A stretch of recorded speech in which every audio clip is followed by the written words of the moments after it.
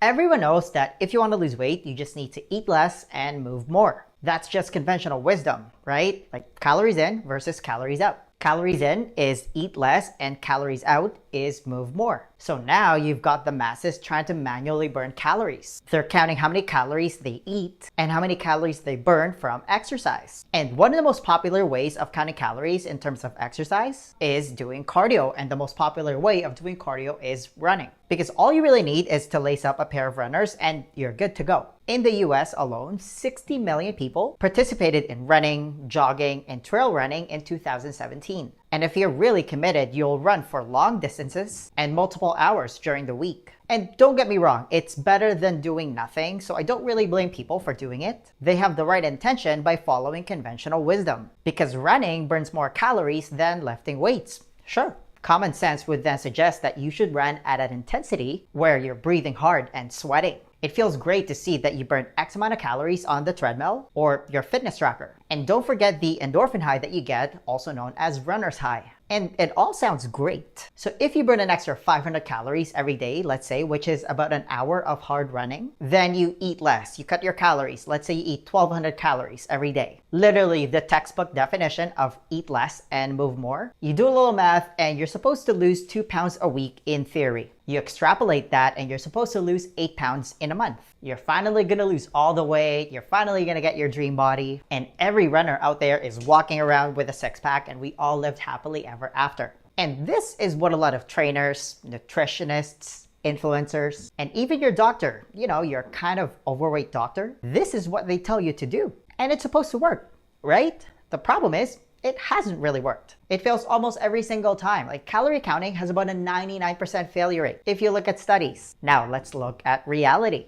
And this is coming from coaching thousands of people by proxy for almost a decade now. An elite endurance runner who spends 10 to 20 hours of running every week still carries around 10 to 20 pounds of excess fat. Now, what about the average person? One disturbing study revealed that 30% of the participants in the Cape Town Marathon in South Africa were classified as either overweight or obese. Something's wrong with that picture. I mean, it doesn't add up. The calories burned during your hour-long run should translate into pounds off the scale, right? Nope, that is a pipe dream. Here's the ugly truth about running, especially if it's your only form of exercise. Falling into chronic cardio patterns where you're going for your daily 30-minute run, 5K or 10K every day is one of the biggest reasons why you're not losing weight.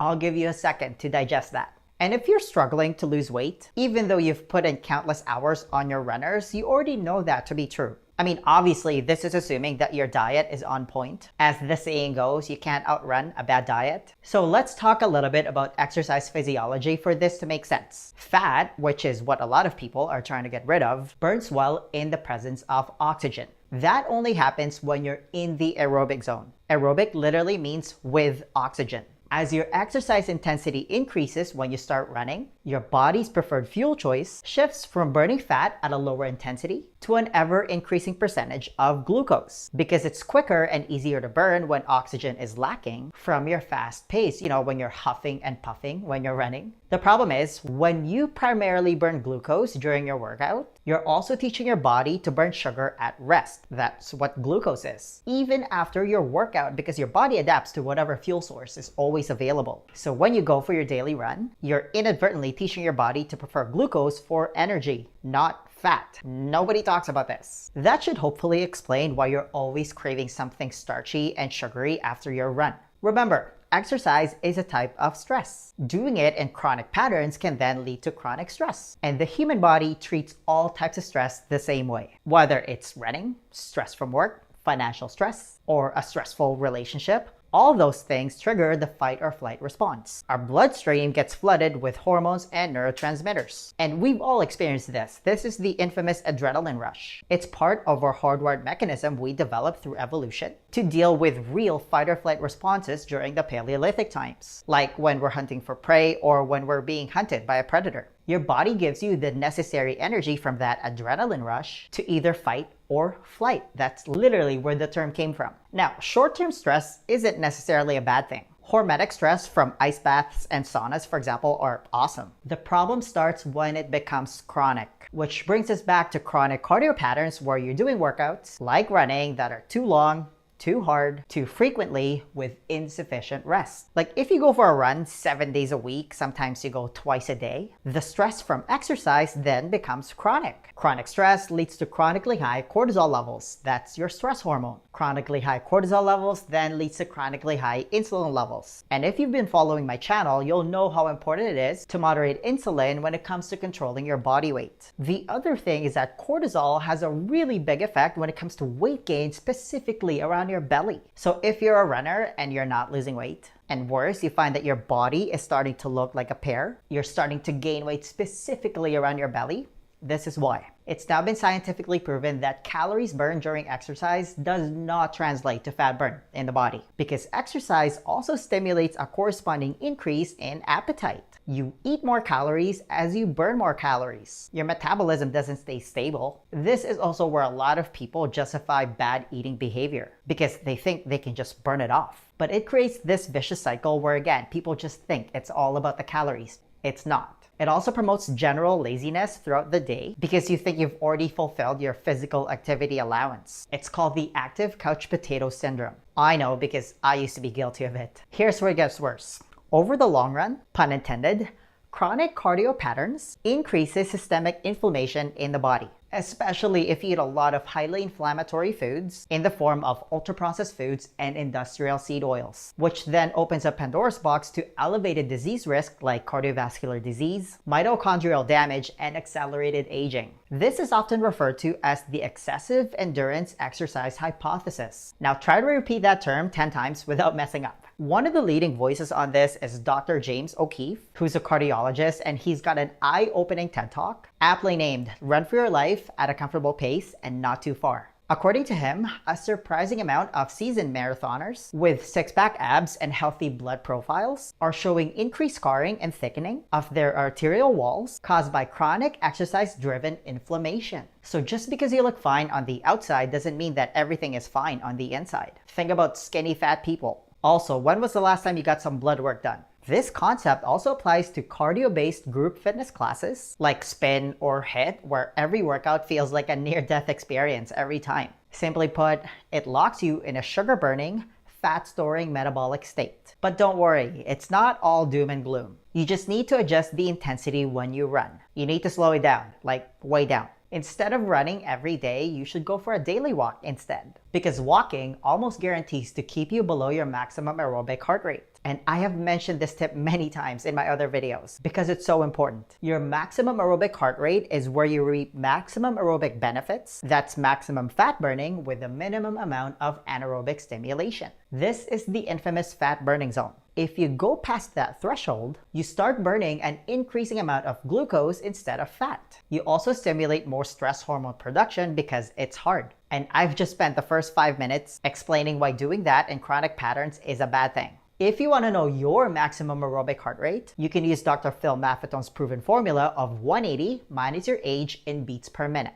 And you want to stay below that number when you go for a run or any cardio workout. Just don't confuse it with maximum heart rate. For example, for me, I'm 34. My maximum aerobic heart rate is 146 beats per minute. When you figure out your maximum aerobic heart rate and you stay below your number, you're going to see that your cardio workouts are comfortable and energizing. When you go for a walk, for example, you feel good afterwards, right? More importantly, these comfortably paced cardio workouts upregulate your fat-burning metabolism because, again, you're mostly using fatty acids for energy. It also improves your ability to burn fat at rest. Other benefits include improved cardiovascular function, improved mitochondrial density, it strengthens your bones, joints, and connective tissues. It builds a stronger immune system, and you get increased energy because you're actually finishing your cardio workouts feeling good and refreshed rather than a near-death experience every time. So instead of measuring your calories burned on your fitness tracker, if you have one, you should measure your heart rate instead. The nose breathing test also works here if you don't have a fitness tracker, which means you can easily breathe through your nose and talk without running out of breath. But again, to make it easy, walking almost guarantees that you're gonna stay below your maximum aerobic heart rate. I'm not saying you should never go for a run, by the way. Like, if it brings you joy, do it. 60 minutes in total done once or twice a week is plenty.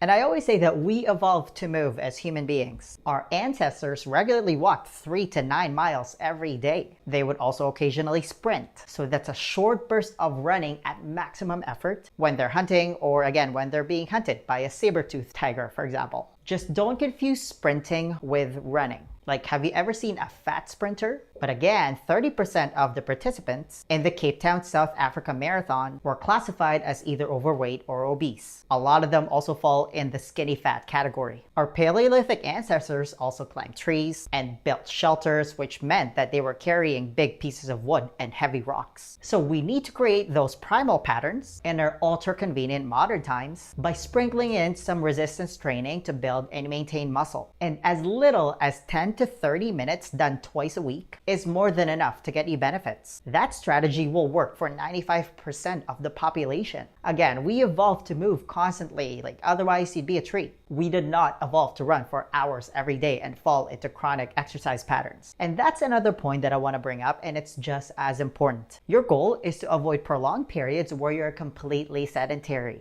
Nothing shuts down your fat-burning metabolism faster than prolonged periods where you're not moving. So try to sprinkle in multiple walks throughout the day. You want to especially do them after a meal because a 15-minute walk has been shown to cut the blood sugar and insulin response by half, which is just mind-blowing. A good goal to aim for is 10,000 steps every day. It's about an hour of walking. And a lot of overweight or obese people feel hopeless because they can't run, when in reality, it's actually better for them to walk. And you get bonus points if you have access to a park, a trail, or a body of water like a river or the ocean. You should do your walks there because time spent in nature is unbelievably good for your mental health. It helps with reducing stress, anxiety, and depression. The Japanese call it forest bathing. So lace up your runners, but instead of running, you should slow it down and go for a walk instead. Less is more in this scenario. Now, if you enjoy this video, then you don't want to ignore this one.